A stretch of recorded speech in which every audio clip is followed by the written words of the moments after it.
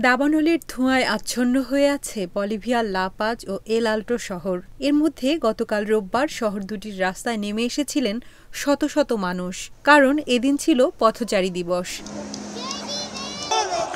বার্তা সংস্থা রয়টার্স বলছে, পথচারী দিবস উপলক্ষে বলিভিয়ার শত শত মানুষ রাস্তায় নেমে এসেছিল। এ সময় রাস্তায় ছিল না কোনো যানবাহন। যদিও বলিভিয়ার সান্তা ক্রুজ অঞ্চলে দাবানলের কারণে ধোঁয়ায় আচ্ছন্ন হয়ে আছে লা পাজ ও এল আল্টো শহর। অবনমন হয়েছে শহর দুটির বাতাসের মান।